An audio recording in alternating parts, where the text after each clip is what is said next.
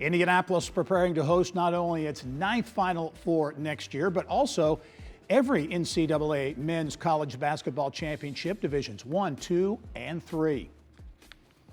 And March Madness is in full swing at Lucas Oil Stadium in downtown Indy this weekend with the NCAA Midwest Regional. Mayor Rachel Redman here now to take a closer look at the crucial role volunteers play in bringing these big events downtown.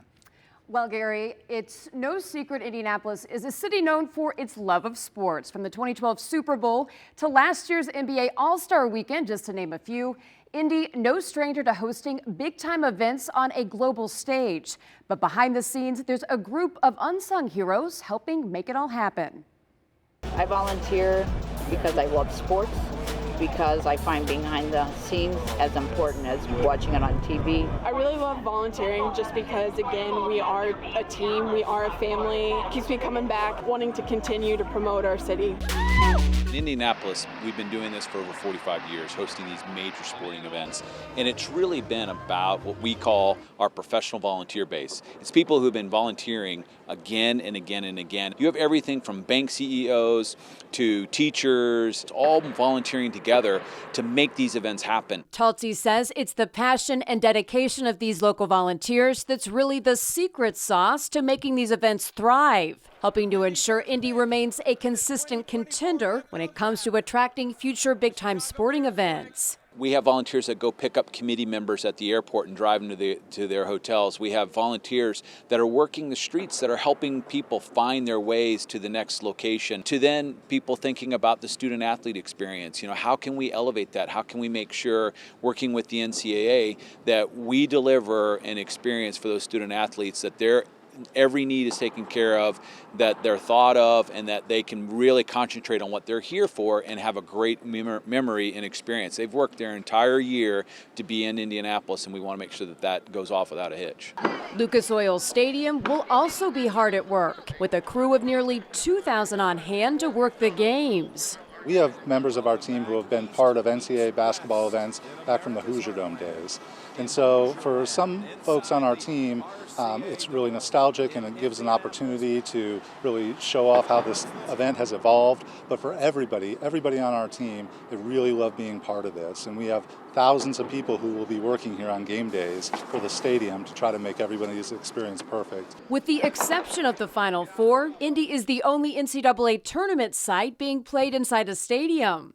Everywhere else where there's a first and second round or a regional is in an arena, which is great, but Indianapolis and Indiana is different. Basketball is different here, so we blew it up and we're making it big. We're hoping to have around 35,000 people in here when it's all said and done. From a dollars and cents standpoint, hosting the Sweet 16 and Elite 8 games is a slam dunk for downtown businesses.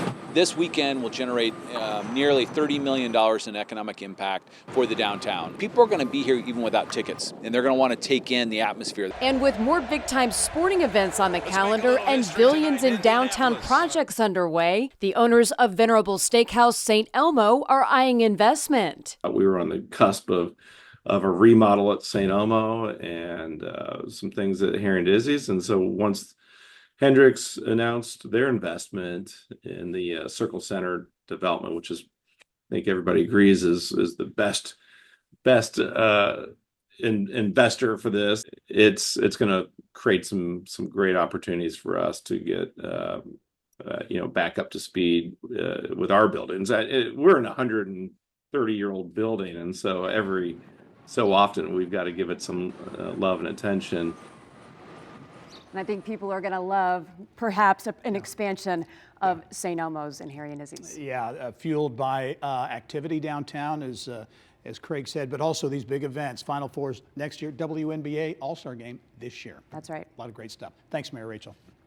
Well, Indianapolis appears to be in the running to land a new high-tech immersive video sports hospitality venue. IBJ reporter Mickey Shuey, the first to report that COSM, a sports entertainment firm with venues in Dallas and Los Angeles, is eyeing Indianapolis as its potential next location. Its venues featuring a curved panoramic screen that's designed to immerse fans in the action of major sporting and other events.